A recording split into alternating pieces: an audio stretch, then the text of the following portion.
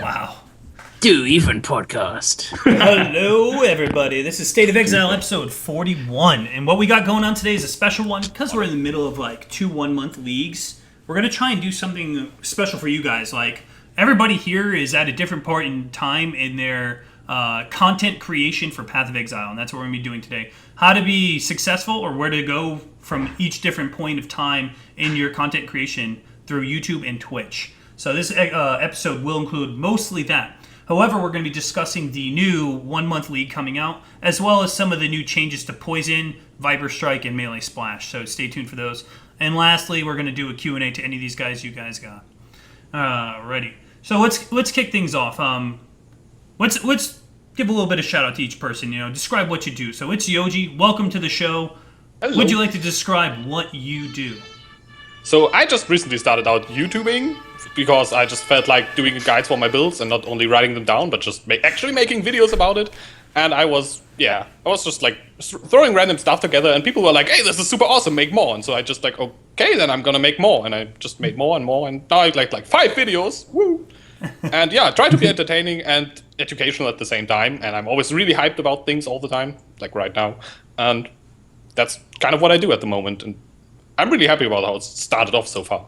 That was about 2 months ago you started making videos, yeah? 1 month ago. 1 month ago. I make a video once each just week, started. so like 5 weeks ago. Yeah, okay, cool. Jeez. And your big ticket to success has been really working on the quality over the quantity, right? You do your uploads once a week. Yeah, I do 1 video a week because I what I do needs a lot of editing work, and I'm really bad at that because I just started out. I learn a lot of editing stuff every week, and yeah, that's why it takes a while. But I try to make videos that I like watching, and I'm very critical of what I do, so I just try to really get all the details right and get the timings of the funny parts and jokes right. Especially when you're first starting out, editing like a 10-20 minute video, it's like that's got like lots of big moving parts, can take like 10 hours. Yep. It's Easily surprising how long it takes. Definitely.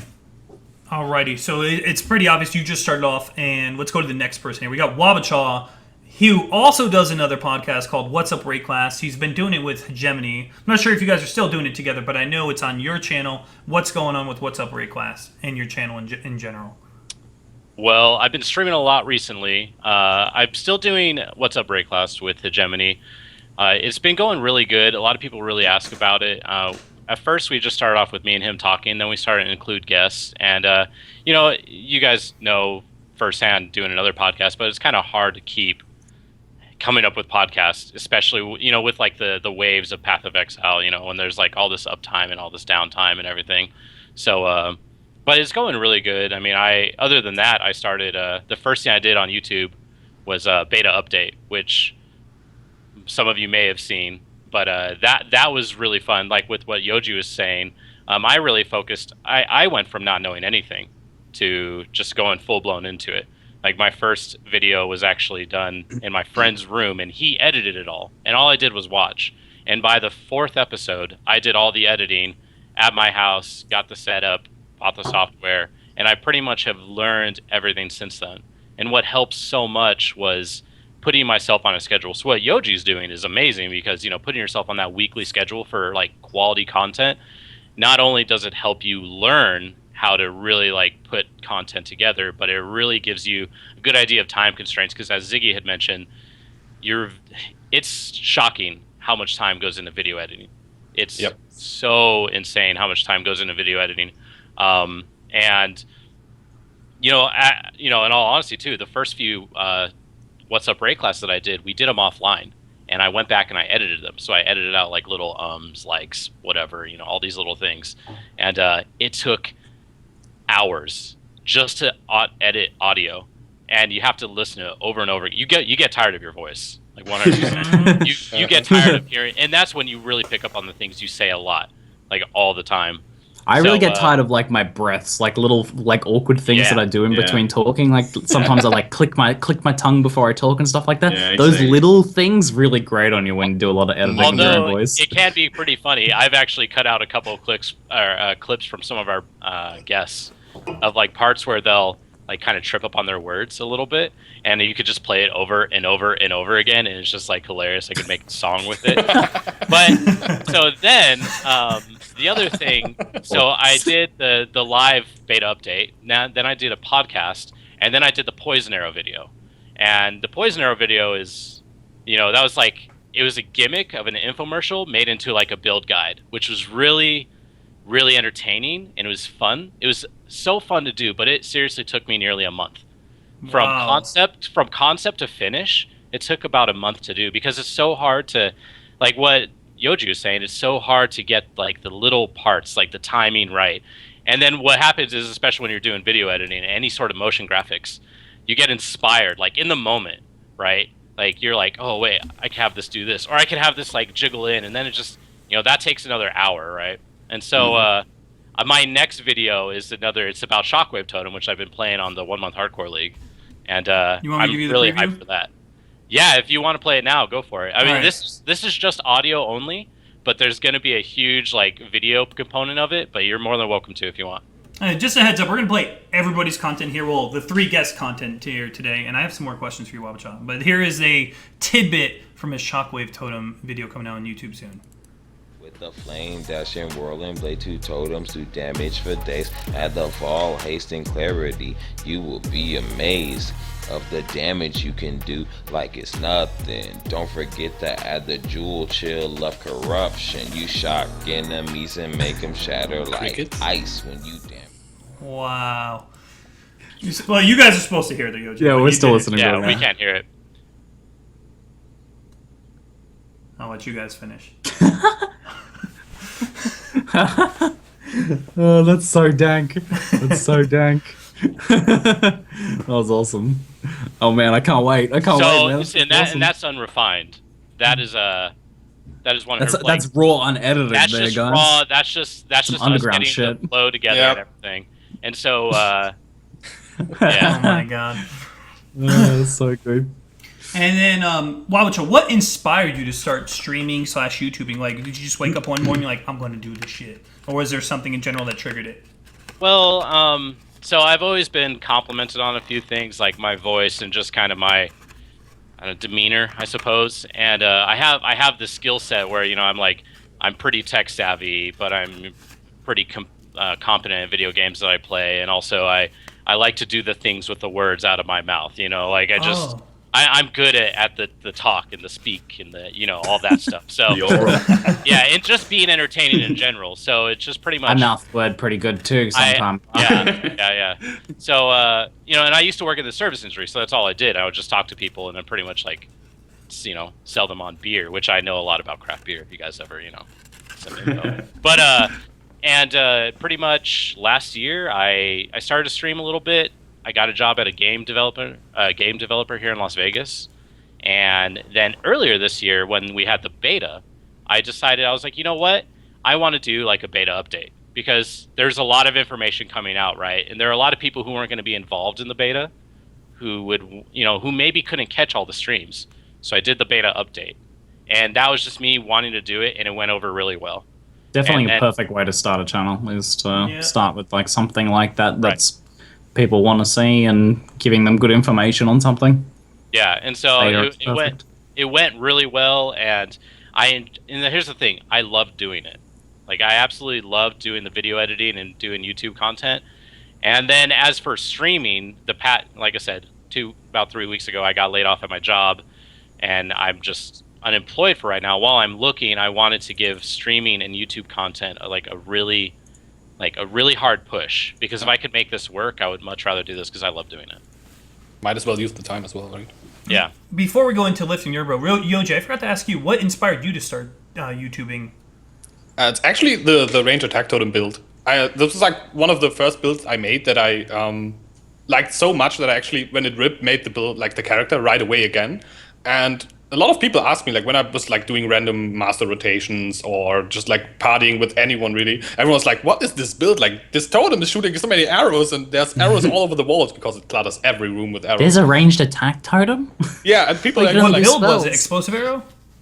No, it's a ranged attack totem with split arrow. A split arrow, okay. RT elemental split arrow, because that makes sense and is completely viable. I actually played that spec to level 90 in Tempest. Yeah. Wow. So, and yeah, people are always asking about it. So I was like, okay, I might as well like write a build guide, and I wrote a build guide, put it on the official forums. People were like, we want to see gameplay of this, and I was like, okay, let's record some gameplay. And I recorded some gameplay, uploaded it like super potato quality because my PC was pretty bad. And everyone was like, oh, that's pretty nice. And I was like, you can do better than that. You can make like an actually cool video about this really cool build that you want to do. You kind of, so I was like, my PC needs an upgrade anyways. Might as well get like a camera and a microphone and some software and make an actual video. So I was like, I had a lot of money to throw around at the time. So I was like, yeah, whatever, get a good PC. And I got a good PC and I made this video and just threw it on Reddit and on the forums. I was like, yeah, that's like actually what playing the build feels like to me because I enjoyed it so much. And yeah, people were like, this is great and we want more. So I was like, I got everything set up, so I might as well do more. And that like initial setup isn't too bad. Like I think you probably went more than what you need to do, but you can get a like everything you need to start streaming and YouTubing for like under $100 easy. Get like a blue snowball and a pop filter, and you're pretty much good to go. All the rest of the software and stuff is free. And once you're good to go, then you can start making videos. Eventually, get a webcam, and then good to go. If you want one, you don't even need a webcam. Yeah, OBS is free. You just start recording. Boom, done, go. Yeah, there are people doing really, really well without webcam. Like Hedgie, for example, he's doing fine. Took him a while, but yeah, once you got the ball rolling, the rest is history. Twitch he's got a great voice and good content. So, LiftingNerdBro, the man who just got partnered but has a huge YouTube. What inspired you to get going here? Well, I've told you this before, guys, but I was in a place in my life where I didn't know what to do. I didn't enjoy what I was studying. I didn't really, I wasn't like my friends who just knew absolutely what they wanted to do and they had an education to do it. So my brother talked me into trying streaming, and my inspiration for what I wanted to do on YouTube was actually Ziggy at that time. Yes, very romantic. Because I had seen a lot of Ziggy's videos at that point in time, and I had heard him talk about him actually. I saw the video where you talked about you were now able to live off this, and I thought, hey, this just sounds absolutely fantastic. I want to do this. I mean, I like being my own boss. I absolutely hate when somebody else tells me what to do, and I want to have my own schedule, all that stuff. So I started at nothing, and then I remember releasing my first ever Path of Exile belt guide that was a Fireball Arctic Armor Witch, and I remember it got like 5,000 views, and I was just, oh my fucking god, 5,000 views, that's just insane.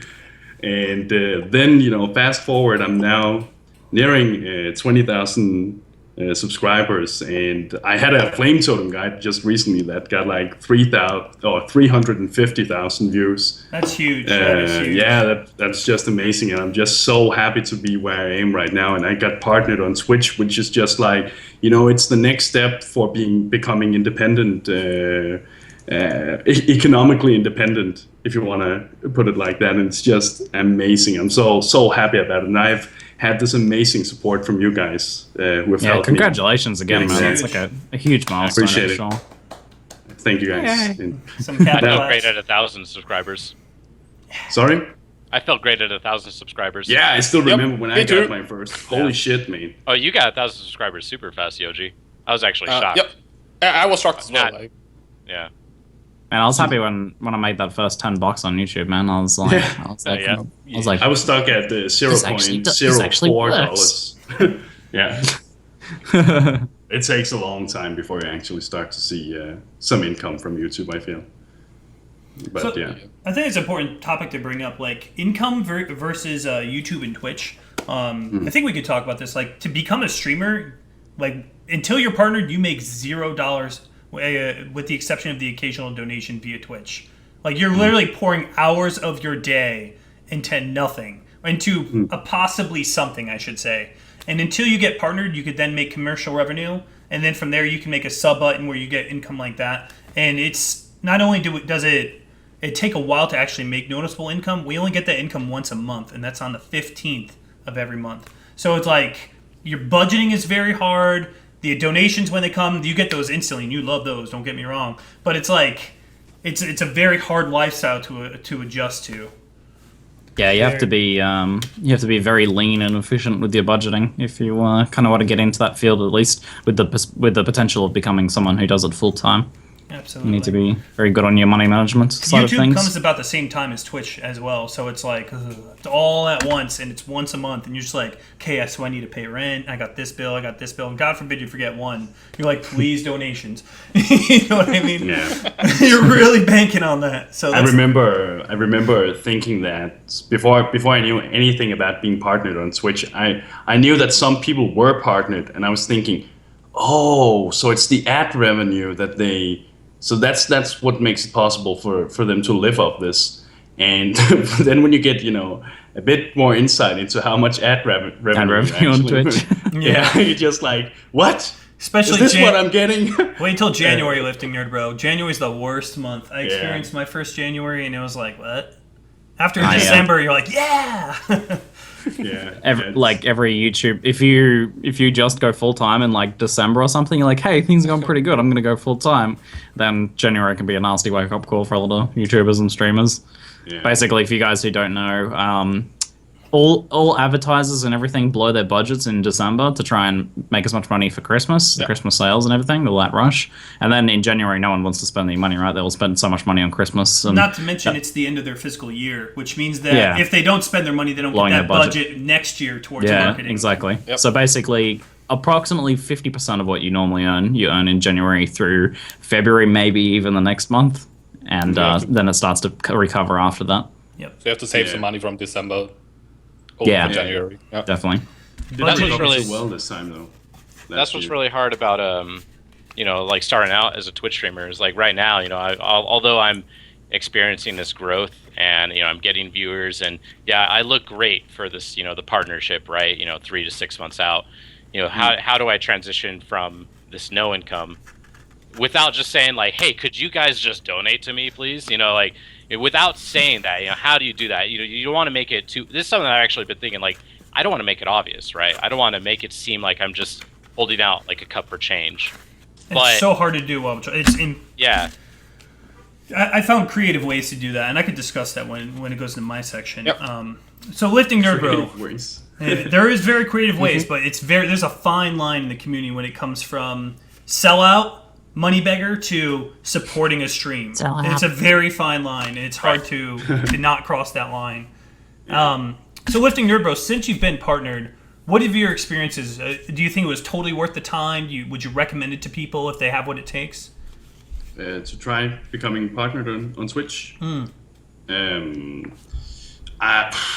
That's a really, really tough question because I would recommend this to anyone who really wants this because it is an amazing, amazing thing to do. It's just so much fun. I've never tried anything where I wake up in the mornings and I'm just like, yes, I'm going to stream today. This is going to be awesome.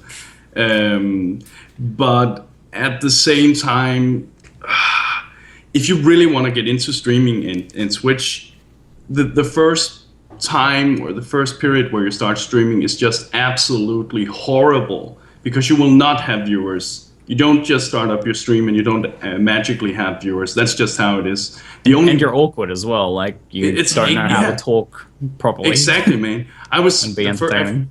When I started streaming, I would just sit there and talk with no viewers. I would have my phone and my iPad in my stream as well because that would put me a bit higher up on the Twitch directory. And I would just sit there and talk because I knew that if somebody would come in and join my stream, they wouldn't want to see some dude who's just sitting there and saying nothing.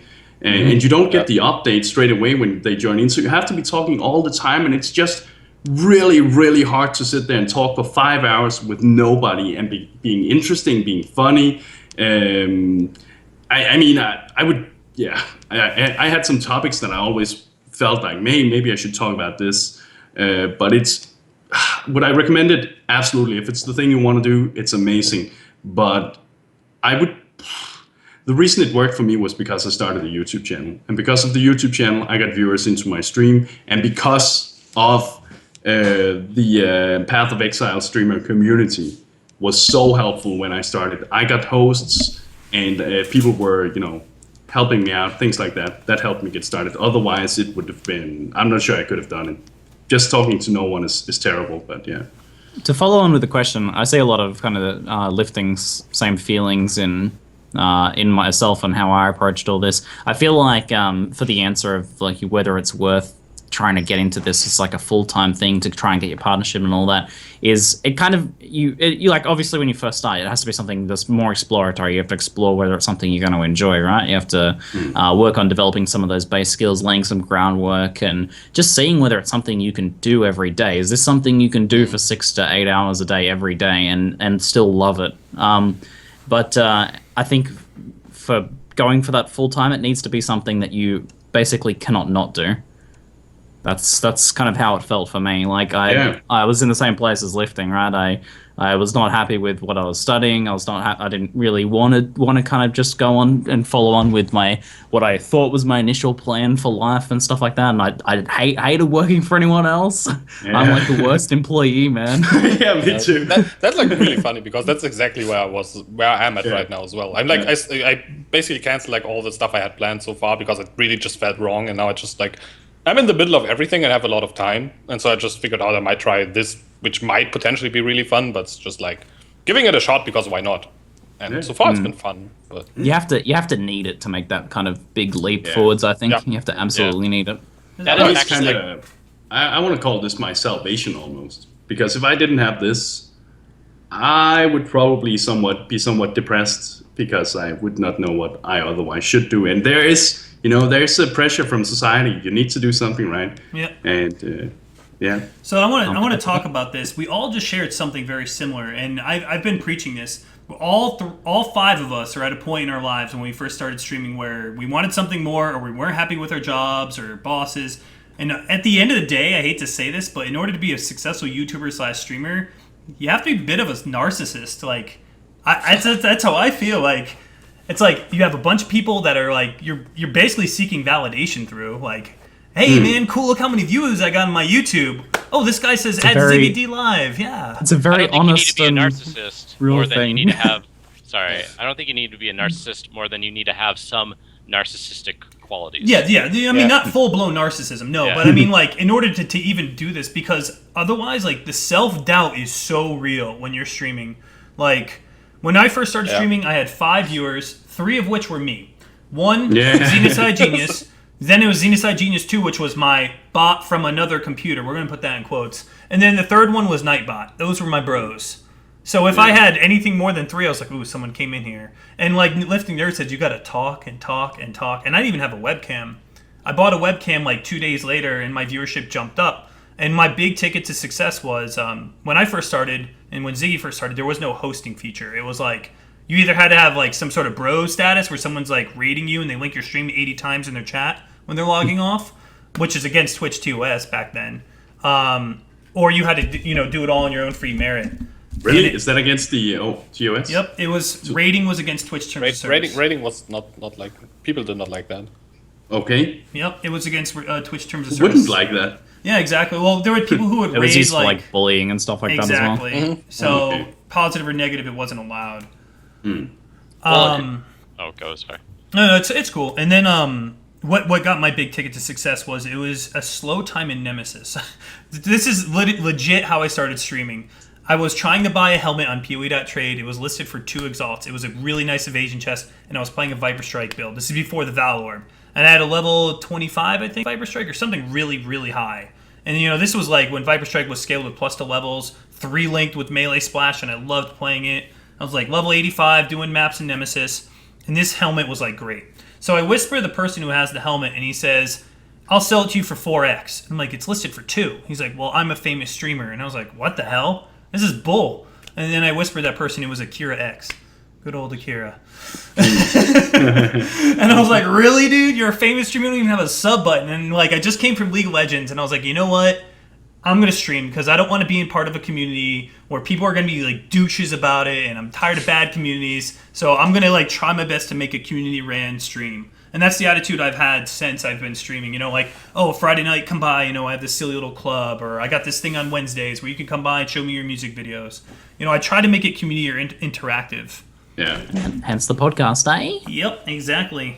And when it comes to when it comes to streaming, I think the most important 3 qualities you need to have. YouTube is a little bit different, but yeah, I guess no, this could apply to YouTube. Is you need to be entertaining. If you're not an entertaining person, that's like number 1 most important thing. 2, you need to be engaging, meaning reading chat and responding with people. And then 3, you have to be consistent. If you're not consistent with your stream or your YouTube, you're just not going to go anywhere. So I guess being engaging is responding to YouTube comments via YouTube. I think Told you.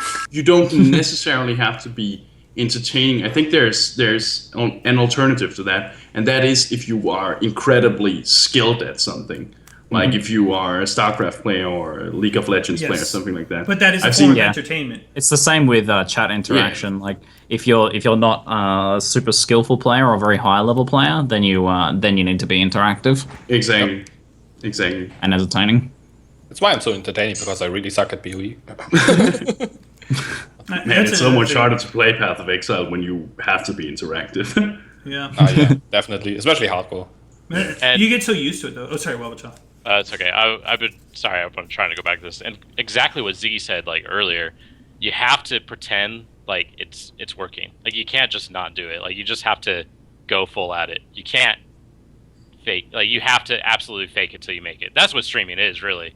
Like you go full at it, go full on, and that's pretty much all it is. Yeah, you kind of have to stream like it's already your job, even if like 2 people are watching, and entertain those people as if they are like 5,000 people. That's what you have to do. That's what I'm at the point where, like what Lifting said earlier, where I have like, if I'm lucky, I get like 5 viewers on Twitch. That's like really odd.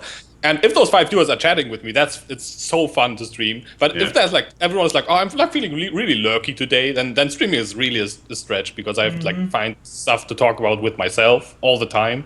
I kind of can do that for a few hours, but it's really like exhausting.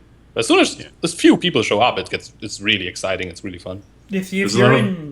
If you're in chat and you're not talking, like when you have 10 viewers and no one's talking, it's like so sad, because you guys snowball us. You really do. Like we'll bounce off of your ideas or what you're saying, and then we'll have like a personal discussion about our lives or your life or PoE, because it's not just always about Path of Exile when you're on Twitch.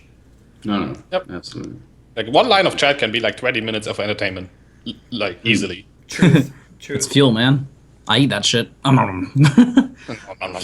I also think there's kind of like 2 types of streamers. There's most likely more, but there's these 2 types I always notice, and there's the dudes who just have viewers in the chat and they don't really care about interacting, and they're just gaming and chillaxing and enjoying themselves. And then there's the people who just really try to make it an engaging experience for the viewers and themselves, I suppose. And it's so much, in my opinion, maybe that's because I feel like I'm the second one here, but it's so much more exhausting that way. And sometimes I'm a bit jealous of the guys who can just sit back and relax completely. They don't really care if about entertaining as much. I don't know. Do you guys ever? Do you see what I mean? There's viewers that look for different things. Some people kind of want a window into something interesting that they can watch, like they're looking over someone's shoulder and watching the game, which is kind of like the Crypt style stream. And then there is the I want someone to talk to and engage with about the game. Corinth130 in chat asks a very common and good question to ask, which is, so if you aren't very good, you have to interact with chat, but when you start out, you have no chat to interact with. What do? So the key is to be already. So you can have interaction even if you're not talking to people exactly. What you need to do then is it's a one-sided thing. You need to talk about what you're doing, your goals, how you're going to like proceed forwards, the problems you're going to deal with. Talk about. You have to learn to commentate, default to commentary on your game. That's a skill you have to develop as a streamer, and it's when you don't have any viewers, that's the perfect time to practice that. Basically, be always, if no one's watching at the time, be always practicing commentating. But what happens is, on Twitch, there's like a 15-second delay, right? Someone tunes into your channel, then before you even notice they're there, they'll sit there and they'll watch for 15 seconds and they'll see you not talking. They'll be like, fuck this, and they'll leave and find a more interesting stream. But if they arrive and you're mid-sentence talking about something interesting, you're like they tune in and you're right saying like, okay, so we have this problem we're gonna have to deal with. I'm going to probably try and take this, but we also have this other option. And they're like, oh shit, man, that's interesting. How are they gonna do that? And then they type something in chat. They're like, what about if you did it this way? And then that's how it starts the ball rolling on that sort of thing. There's the Artosis method as well. Just explain everything what you do. Just say everything you're going to do. Like narrating. Yeah, and that works as well. Even like all the time, I default to commentary. Like obviously, I have like 500, 1,000 viewers on a stream Path of Exile, but still, I always often default to commentary because not always stuff's happening in chat when you're streaming. Even when you have tons of viewers, not always people are asking you things that you can bounce off of. So I rather than kind of like waiting for someone awkwardly to type something, I just default to commentary. It becomes like second nature now. Yeah. For success, like one of the biggest ways you can make success, look at Project PT. He takes things that are considered completely useless. Now, he may not always succeed with them, but he's trying to create the newer and better mousetrap, basically. That's the objective of his stream. Well, you know, there's a problem. Let's see if we can make a better mousetrap for this problem. You know, it doesn't always work, but it does, and that people love problem solving. Like, oh, I need this much more mana regen, but I can't because I'm playing EB. Like, why would I need mana regen with EB? You know, like the really awkward things are like when he discovered Kinetic Blast, Energy Shield gained on hit. Jewels, like that was whoa cool, you know, all these new ways that you can like to really advertise yourself. That's the key. Find your brand. Like my brand was I had a damn cat sleeping next to me in a tub. Now that cat sleeps on my bed. My cat. My freaking sub icon is my cat. You know, it's like I would actually like to hear that as well from you guys as well, from your other guys. What's your brand? How do you brand yourself? Branding is a little tricky. Like, my biggest success was people on the internet love cats, right? Or animals in general. So I have Oscar, and I talk about Oscar. I was in the military, so a lot of American veterans would tune in my stream just because I was in the military. And then from there, I would discuss war stories. Who doesn't want to hear a war story? You know, I was in Colombia. You have excellent stories, man. And that's when it went from there. And people were like, oh, tell us about your ex-girlfriend, you know, like things like that. So it now became story time. And that was my brand. Stories, cat, military. And I rolled with it. And it was a success. But on the same token, there was a lot of flaws. When I first got partnered, because I got partnered so fast, it took me a month and a half to get my partnership. It went to my head, like, oh, I'm awesome, I'm great. And then it left a really bad taste in some of my viewers' mouth. Like, I came off really douchey. Like, there's still times I come off douchey, and I'm trying my best to change that. Like I said, when you have to have a bit of narcissism to be a streamer, not be full-blown, but because of that, people don't like the, you know, you're conceited, you're over the top about it. They really want you to give to them. People are dedicating hours to you, so you need to give back to them. That's the approach I'm trying to take now. And yeah, I'm rolling with it. What's your brand, Wabachaw? Do you have one yet?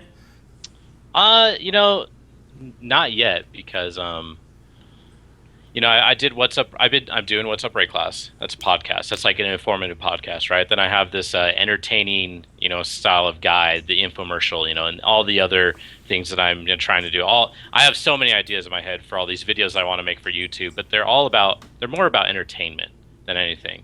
And I also have some reservations about the existing YouTube like video guides that we have available for Path of Exile. And then my stream is completely different, you know, because I've never actually had the time to really play challenge leagues or events, and this challenge league I find myself with more currency than I've ever had. I find myself more geared than I've ever been, and it's just because I actually have the time to play now versus than before.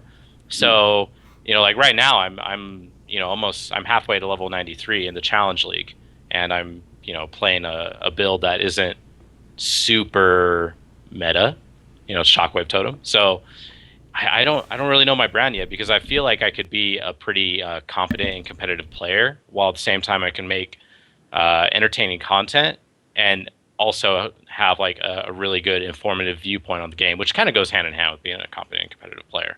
So I don't know. I'm still trying to find that.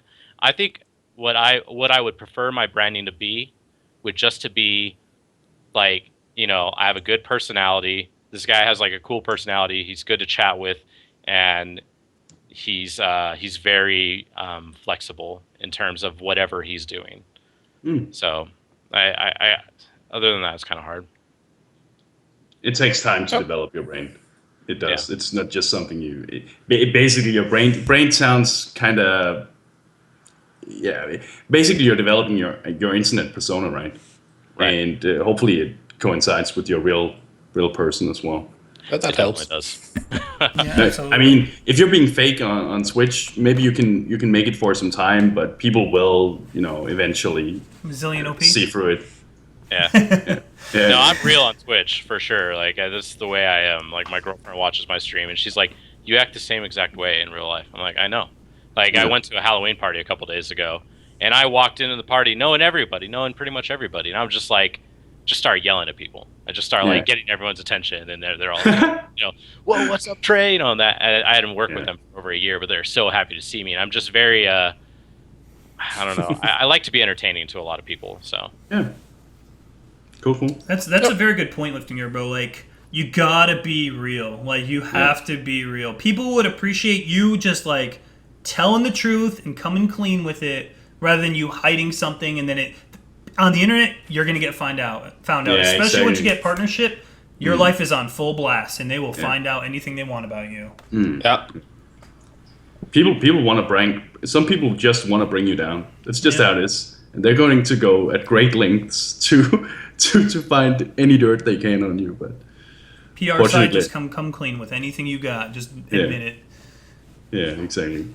I would don't feel bad about kind of not having defined your brand properly yet, guys. Especially for those guys just starting, because that's still something I struggle with. I can't answer that question. I don't know what my brand is. I'm constantly trying to think about and further define what it is that makes my channel and my content special and all of that sort of thing. I think I have like some core values. I think defining your core values, the things that you really find important, I think that's the thing that helps the most. And for me, like, one of my core values when it comes to streaming and Path of Exile and my community and YouTubing is it's kind of like having a place to share a passion for games. So the ability to find fun in things and the ability to be really engaged with mechanics and discuss them. Like, in real life, you don't really get a chance to very often. It's not quite so often that you have like a big group of friends that you can hang out with and really embrace discussing a game, right? Yeah. It's not something really nerd out about something. When I grew up, I had no chance to do that. Like, if I wanted to chat about video game mans, I would have been an outcast at school if I tried to chat about video games. So, unless it was like the newest Call of Duty or something. So, to get in, like, talk in depth about a game and just like really embrace that passion for something that we all really enjoy, that's the kind of what I try to. That's what I most value and what I try to focus on as a part of my brand. But yeah, I'm always thinking about that, and I haven't fully defined it yet. So I don't feel bad if you guys haven't yet. I've kind of like started trying to find out like what way I want to go. I'm definitely going to follow the entertaining stuff because I'm probably, when it comes to PoE, I'm kind of like the soft cores, or like the most casual hardcore player you can be, because I play hardcore always because I like it to be exciting. But I'm so casual about Path of Exile. Like, I played builds for the stupidest reasons. I played an EK build because I wanted to play green Incinerate build, so I took like Incinerate build and just used DK instead because I felt like it. I just like play Path of Exile for fun, and I want to get some fun onto the people as well. Just be entertaining, poke some fun at like all the serious Path of Exile stuff, because Path of Exile community can be really serious about things like this is the best build, and they can get like really caught up, and that's cool because they are very emotional about it because they love the game so much. But sometimes you have to be like lean back a bit, be a bit more casual about it, and be like, let's just like have fun with the game and see where that goes, and poke fun at some of the serious business going on in this game. Going back to you, Ziggy, your brand, I was thinking about that the other day because Pox was talking to me. He's like, I just don't know my brand. I'm like, your hair, dude, and you're really good at games. He's like, yeah, but how do I come off of being really good at games without sounding like a douche? And then I was like, well, I wonder what Ziggy's brand is, And then I was like, Ziggy is liked by everybody. But the people who don't like Ziggy don't like anybody else. They only like themselves. You know what I mean? So I was like, you pretty much have to be the grumpy man, get off my lawn to not like Ziggy. Like, everybody loves you. Like, I'm a chronic people pleaser. I can't help myself. Yeah. It's to a fault for sure. And there's people that just that grates on. So don't worry about that's something I've had to come to accept, is you can't please everybody. But there are definitely people who don't enjoy that. But I guess so. continue. All right. Continue The saying more next thing nice I want stuff to talk me. about, we didn't bring up at Continue. all, is compliments. Sponsorships. Now, putting your name on something is something you actually really, really need to think about before doing it. You go on like these people who aren't even Twitch partner, and they have like 80 different partnerships. And, when you scroll down, you're like, what? How? You have like 5 viewers. Like before you put your name on something, you really need to think about what you're doing, because once you do that, people will remember that forever. And it's very, very hard to remove that image. Something that it took me a very long time to even put my name onto. I don't know.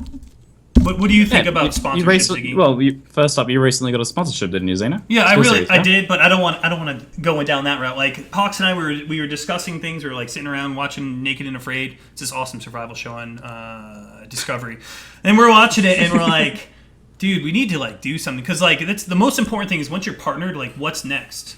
Like what's next? If obviously I'm not going to stream forever, what are my goals? You always have to establish goals for yourself.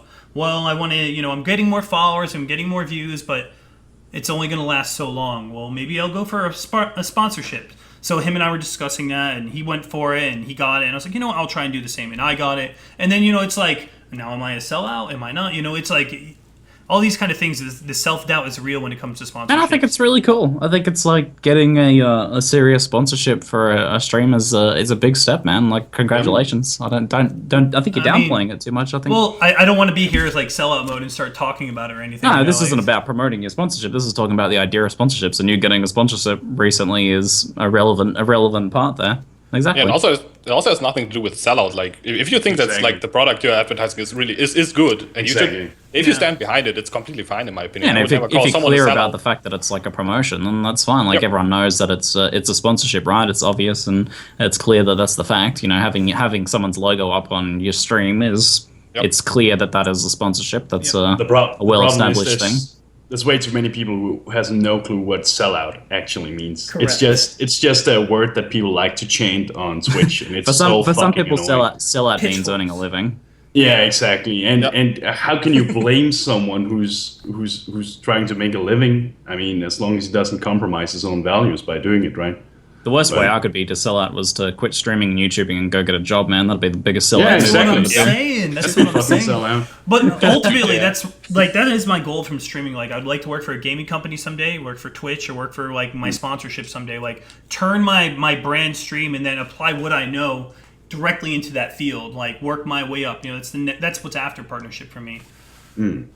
Exactly. The tracker brings up a good point in chat. The question that you have to ask yourself is, does the sponsorship negatively affect the quality of your content? Exactly. That's kind of what you have to ask. Is it something that will benefit your community? That's the way I kind of always look at it, and that's why I haven't really gotten like an on-screen sponsorship for my stream yet. I haven't found one that I felt would benefit my community, because I'm trying to look for something that would, beyond just kind of like giving me a bit of extra money or some gear or something like that, that would really kind of like benefit the stream a lot. So I think that's the kind of the question you have to ask yourself. It's For when sure. you're... Go ahead, lifting. I have a few sponsorships coming up. I haven't gotten them in place yet, but they'll be happening pretty soon. Go, man. Congrats. And thank you. And one of them is actually an energy drink, for instance, and that's because I use these all the time. I use them for my workouts. I use them when I, mentally when I need to focus. And the other one is no scope glasses, and that's because I really enjoy my no scope glasses. I feel like it's a brand I really can, Yeah, if you already put have my a name product, to. and then you can reach out to a company and stuff like Exactly. that, and then say, And- "Hi, I'd like to." Yeah, and like to I'm promote proud of products. being able to promote those products, because they are actually good. It's actually products that if people who saw me promoting these, they would benefit from these as well. I actually feel like I'm doing almost, a service to people who would like to, who may be able to use these. And I don't think there's anything wrong for streamers to take sponsorships. And if you really blame a streamer for that, you need to...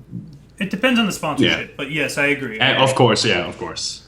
It's when the stream is covered by logos than the actual content is where I draw on, you know what I mean? Or it's like something that's like really shady business. You're like, really? Come on, man. Yeah. I remember you started, I'm not sure if you still are a member of, but you started with O Gaming. Remember that? Yes. Yes. So you weren't partnered on Twitch. You already were on YouTube, and you had this O Gaming logo up. Would you like to discuss any experiences with that kind of partnership or sponsorship? With O Gaming is mostly a Minecraft network, and they have some excellent and very nice dudes over there. The reason I'm not with O Gaming anymore is because it really isn't something for Path of Exile. Although I would definitely recommend people if they like Minecraft to check it out. But basically how it works was that I would put the logo on my stream, and then on the O Gaming website they would put a link to my stream. So I would promote them, they would promote me. That's kind of like how it worked, and it was nothing really more than that. It wasn't like where you actually have to sign something and you get revenue and things like that. So basically, what's coming out of this, guys, is that there are sites that can help you get promoted without any kind of money being involved, which are perfectly acceptable for new streamers. If you really want to get your name out there and you need that extra boost when you're sitting at 5 to 10 viewers, there's plenty of sites to help you out that aren't shady. There's no money involved. Absolutely.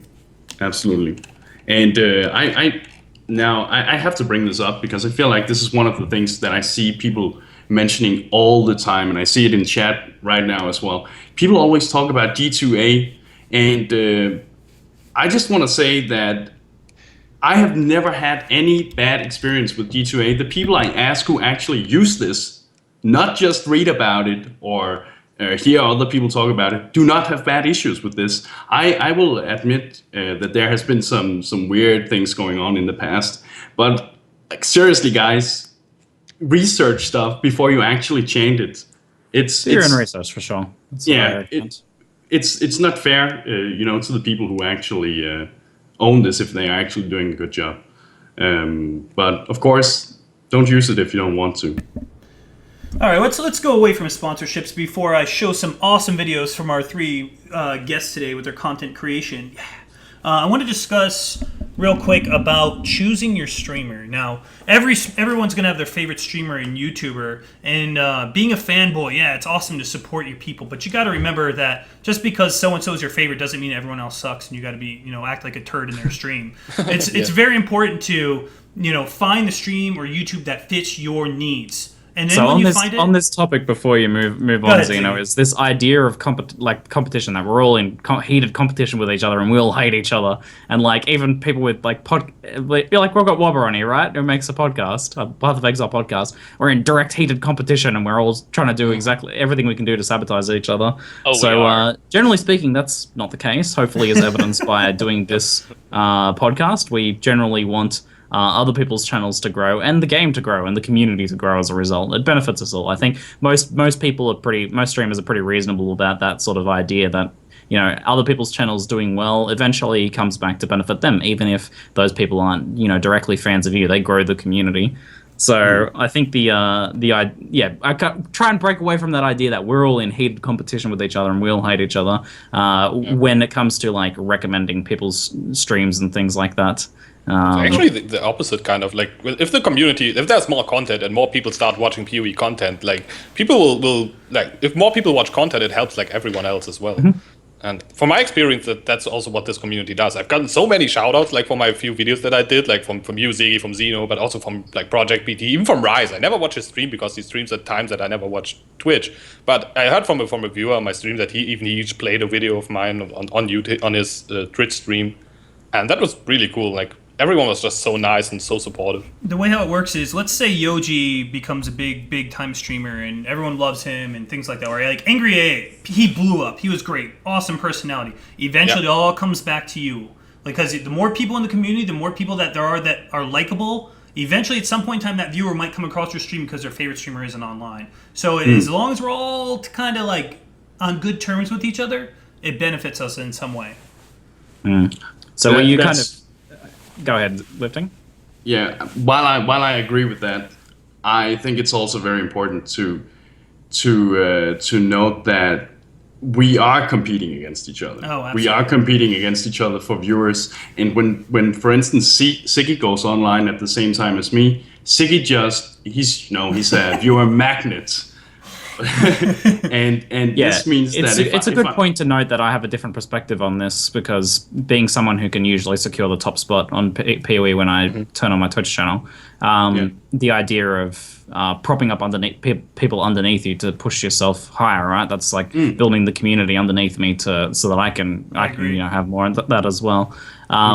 But it's still, I think, even in that view, it's not really like a competitive idea. It's more of I really want to see the Path of Exile community grow. But I agree, Zeno. Lifting. There is definitely there is definitely an actual competition there. Go ahead. So, from your perspective, continue.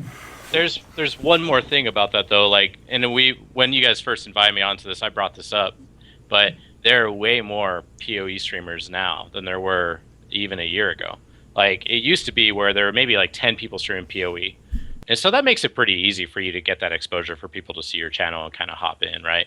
But now we have like 40 plus all the time. So if you're sitting at that, 1 to 5 viewer count, it's really, like Ziggy's a magnet. Yeah, you have 1,500 viewers when you're playing PoE. And people, they might look at the first 2 lines, the top 10 streamers, but they're not going to see the bottom 20 so much. They're not going to go out of their way looking for it, and that's where things like hosts help a lot, or having a YouTube to accompany it, and or having an iPad in your mobile device. Zeno saying he had Zenocide 2. I had Waba Mobile and Wabachaw, and then my girlfriend's in there on her iPad, and then I have my TV on there, and I have a friend to come in there, and it's just there's so many more streamers in Path of Exile now. And I don't necessarily know why that happened, because from what I could tell, we don't really have that much. Our player base has always been roughly the same, right? Like, it goes up and down. That's growing. It's definitely growing overall, yeah. But it hasn't grown in comparison to in proportion to the amount of people who are streaming it all the time. More and more streamers starting as well. Yeah. One of the things I do when I get off, like, people are partnered, I'll host them because, it's nice when they host you, just be little bros and whatnot. But sometimes, like, if someone's already got, like, 1,000 plus, if I host them, they're happy, but they're like, yo, you could probably give it to someone else. Like, I know, Ziggy, that's the mentality you have a lot of the time. Like, no disrespect. I host you, like, when you first start off. Like, if you just kick off your stream, here's an initial push. I love doing that kind of thing. But, like, someone who's got 3 viewers, they got a webcam, they're talking. If I go in their channel and they don't know who I am, and I say, hey, what's up? Like, oh, right now I'm working on this build. Boom, here's a host. Because I think it's important, because you never know who's the next greatest streamer out there, Who's the next guy to deliver. Like, Yoji, you came out of nowhere, man. Like, you came out of nowhere. I've been here for a long time, though. That's the thing. You've been here for a while, but your content hasn't. I think it's also important to know that, and I'm just being honest here, guys, but when somebody like Ziggy, for instance, or let's say Zeno, when they soak up this many viewers, one of the things you make money on Twitch, as we discussed, is subscribers and donations, and then of course ad revenue. And there's a tendency, of course, to if these guys soak up the viewers, then these are the guys who will most likely receive the donations and the subscribers as well, because you don't want to donate, all of your money to all the streamers on the platform, right? And budgets, man. You only have so much. If I didn't have bills, I would. And that's what I mean by it being competitive in certain aspects. While I still think the Path of Exile streaming community and YouTubing community is absolutely fantastic in the way they support each other. Yep. But it is important to understand that it is definitely competitive, and it's very competitive in any other game if you want to start up streaming as well. So I deal with this from both perspectives, right? Obviously, I'm able to secure the top couple spots pretty easily on Path of Exile, but I also stream other games and attempt to get into new games where I'm the guy underneath and someone else switches on and they suck up all my viewers and stuff like that. Mm-hmm. So it makes you guys, I think, make it sound a little hopeless though. There's definitely, although there's a lot of streamers streaming, like Wabachaw says, there's a lot of people who have turned on their stream. There's not a lot of people that are really trying to push it, really trying to get a hook, really trying to break out of that, that less than 5 viewers, right?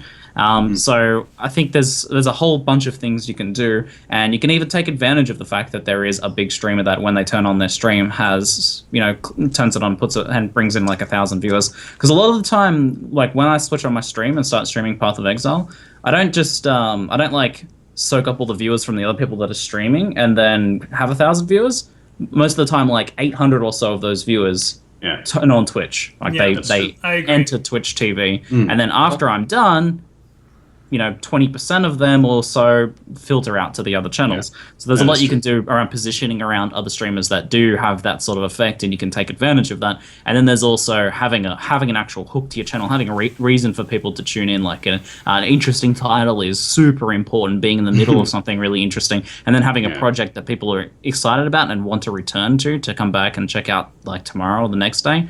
I think that's super important as well. And then there's not many people actually doing that in Path of Exile. I think most people kind of just flick on the streams and just farm. They just play the game like they normally would, and just play the game a bit. Yeah, but there's a lot more they can do over the top of that. That is actually exactly what I did. I did day 1 on the journey to low life, and I got to day 6, and now I'm actually low life on my character. Like I put that in my title. Yeah, finally, I put that in my title, and that actually helped a lot of people come in because they're like, "Oh, where are you at with that?" And so I mean, I know it seems a little hopeless, as we were mentioning before. There's so many streamers, but I actually have specifically been doing that, where I'm putting real effort into my title and making sure that there's a reason for people to come to my chat. So I've been personally, like, my channel's been doing well the past 2 weeks, but this when I've actually put forward real effort. It takes real effort. Here's a big tip that most people still don't even know that are partnered. Your title, even on mobile, it only shows up like the first 4 words. So if you put 1 month hardcore or the abbreviation 1 month hardcore, you're taking up 2 to 3 words right there alone. So I always put the build I'm doing in as most abbreviated as possible, then the class, then what league, then my plans. My goals are after that. Yeah, put your hook first. I need to work on that myself. Hook is the most important thing. So if you put your league, like bracket, that takes up a spot, 1 month hardcore bracket, and then dash, that's all they could see on mobile and like whatever. I need to change that. I'm doing that. Make sure you put your build. I put LL Arc Witch. That's what I'm doing right now. Oh, Low Life Arc Witch. Okay, I'm interested in seeing this. So it's super important to do that kind of thing. Yeah, absolutely. Anyways,